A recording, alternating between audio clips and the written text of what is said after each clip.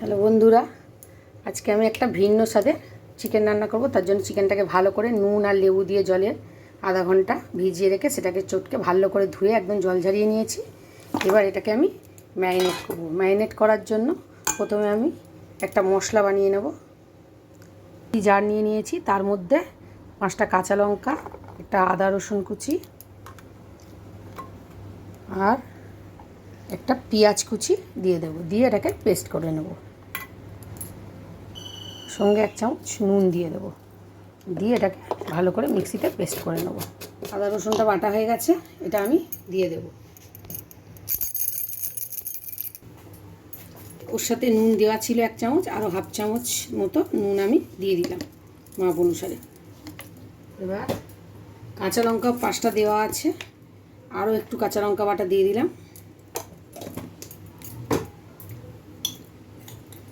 50 গ্রাম মতো টক দই দিয়ে দিলাম।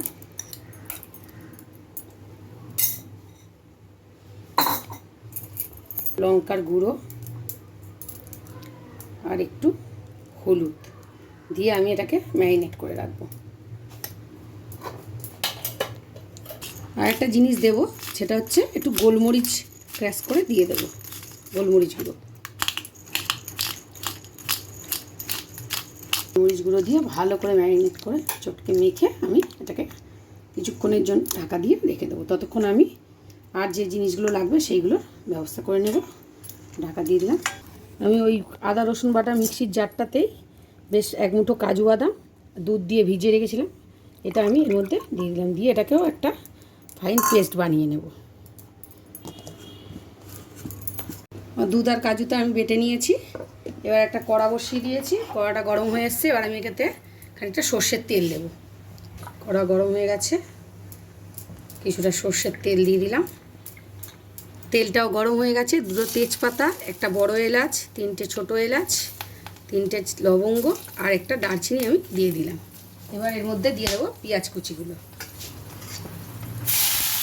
পেঁয়াজগুলো আমি ভালো করে লাল করে ভেজে নেব একটু। এবার আমার পেঁয়াজটা একদম লাল করে ভেজে নিয়েছি। এবার আমি চিকেনগুলো দিয়ে দেবো।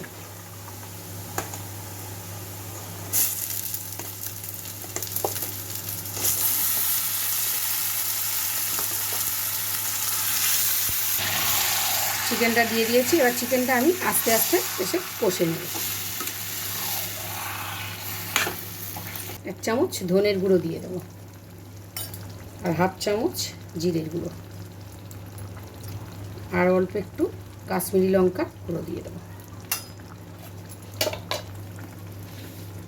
আর 1 চামচ গুড় দিয়ে দেবো। আপনি চাইলে চিনি দেবেন। ঢাকা চাপা দিয়ে বেশ আধ ঘন্টা ধরে ভালো করে কষিয়ে নেব, 30 মিনিট ধরে।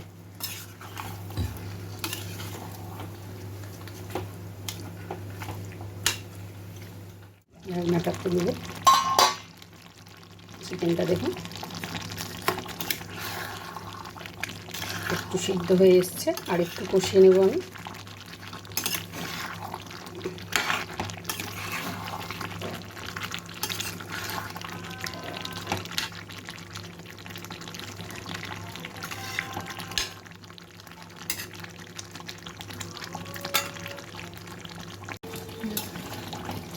এবার আমি কাজু বাটাটা দিয়ে দেব।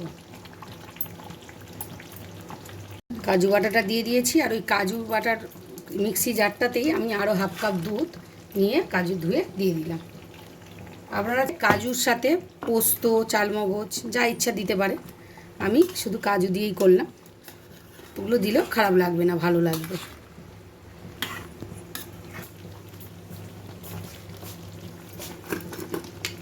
এবারে আমি একটু 1 চামচ গরম মশলা দিয়ে দেবো।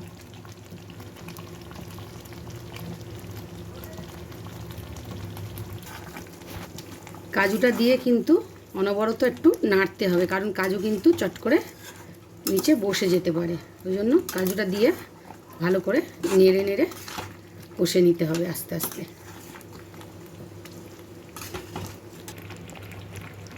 এটা কিন্তু খুব আস্তে আস্তে সাবধানে কষতে হবে। কাজু আর দুধ দেওয়ার কারণে খুব ছিটকাবে, ওই জন্য খুব সাবধান হয়ে আস্তে আস্তে গ্যাসটা দিয়ে আস্তে করে বেশ খানিকক্ষণ ধরে আমি চিকেনটাকে কষে নিচ্ছি।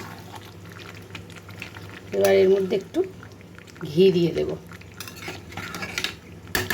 এটা অপশনাল, দিলে দেবেন, না দিলে না দেবেন। ঘি দিয়ে দিলাম। এটা দিলে খেতে ভালো লাগে, না দিলে না দেবেন। তো ঘিটা দিলে কিন্তু টেস্টটা আরও ভালো লাগবে। এবার আমি এটাকে আরেকটু ভালো করে আরও কিছুক্ষণ কষিয়ে নেব।